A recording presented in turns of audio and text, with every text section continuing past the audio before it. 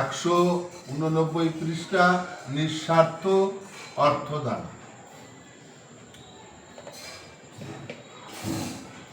তাহলে এখানে ঠাকুর এত বোঝালো রসিককে যে তুমি চাকরি করবা না কেন, তার বাবা মা খুড়া সবাই বোঝালো। তা রসিক বলল যেখানে আমার চাকরি করতে হয় সেখানে ছল চাতুরি মিথ্যা এইগুলো করতে হয়, দোষীকে নির্দোষী বানাতে হয়, নির্দোষীকে দোষী বানাতে হয়, তাই ওই পাপের চাকরি আমি আর করব না। এখানে কি বলছে, চাকুরি করিয়া ত্যাগ রসিক আসিল, পরিচার চিন্তা করি গৃহেতে রহিল। তিল ছাড়া গ্রামে তার সম্পত্তি যা ছিল, মালিকের রাজকর বাকি পড়ে গেল। বিষয় বিক্রয় হয় না রয় সম্পত্তি, জমিদার সঙ্গে নাই হইল নিষ্পত্তি। মালিকের টাকা বাকি 750, তার মধ্যে অভাব হইল 200। এই যে চাকরি ছেড়ে আসলো, তিল ছাড়া গ্রামে তার যা সম্পত্তি ছিল তার রাজকর মানে খাজনা বাকি রইল। এখন ওই জমি বিক্রয় করা ছাড়া কোনো উপায় নেই।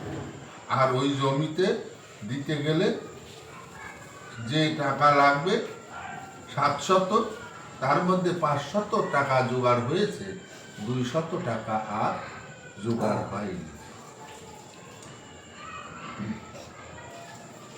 তার সপ্তাহের মধ্যেতেই ওই টাকা হবে দিতে, 200 টাকা না পারিলে মিলাইতে।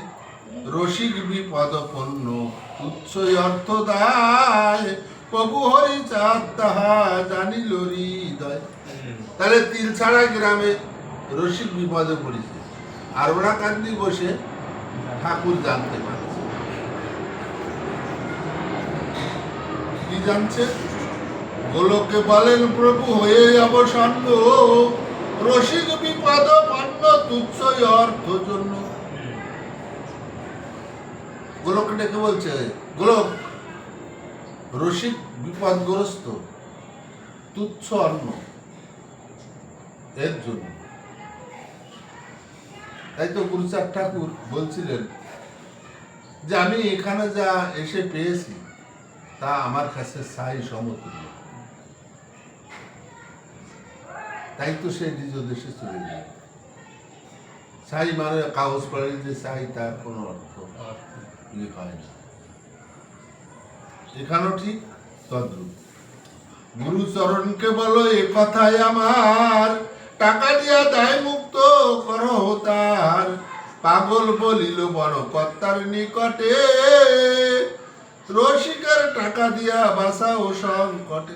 গুরুচাঁদ চলিল 200 টাকা লইয়ে, গোলক পাগল টাকা সঙ্গে নিল বইয়ে। তখন 200 টাকা অনেক। টাকা দিয়া এলো সেই রসিকের ঠাই, দেখিয়া আর কার্য বিস্মৃত সবাই। রসিক বলেন মহাপ্রভুই অন্তর্যামী, তাহার কৃপা বলে এ বিপদে মুক্ত আমি। সবাই হতবাক, প্রশ্ন করছে না কি হলো। রসিক কি বলছে? আমার প্রভু আমার ঠাকুর অন্তর্যামী, তাই তিনি সব অন্তরে জেনে আমাকে বিপদ থেকে রক্ষা করেছে। তাহলে দেখো, ঈশ্বরে আমরা পিতা বলি, বাবা বলি। তাহলে পিতা বা বাবা মানে আমরা তার সন্তান। হ্যাঁ, তাহলে তুমিও তো একজন বাবা, তোমার সন্তান আছে। তাহলে তুমি যেমন তোমার সন্তানের জন্য ভাবো, তাহলে সেই বিশ্বপিতা তিনিও তার সন্তানের জন্য ভাবে। তা তুমি কি সেই বিশ্বপিতার জন্য ভাবো? তোমার ছেলে মেয়ের জন্য যতটা ভাবো, কেন ভাববো না আমরা? তাই তো এখানে এই পরিস্থিতি। দেখো, অন্তরে রসিক বিপদে পড়েছে, সেই বিপদ রক্ষা করলো অন্তরে জেনে, গোলকের গুরু চাঁদ ঠাকুরকে দিয়ে টাকা পাঠিয়ে। রসিক কিন্তু চাইতে যায়নি, কোনো সময় বলেই উনি, তাই না?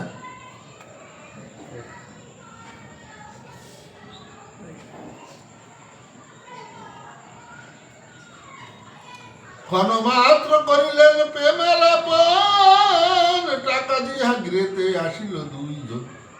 এই টাকা নেওয়া দেওয়া অর্থ বোঝা ভার, দিলেও না নিলেও না চাইল না যার। গোলকনাথের মন বুঝিল গোলো, শ্রী শ্রী হরি নীলামৃত রসিল তার।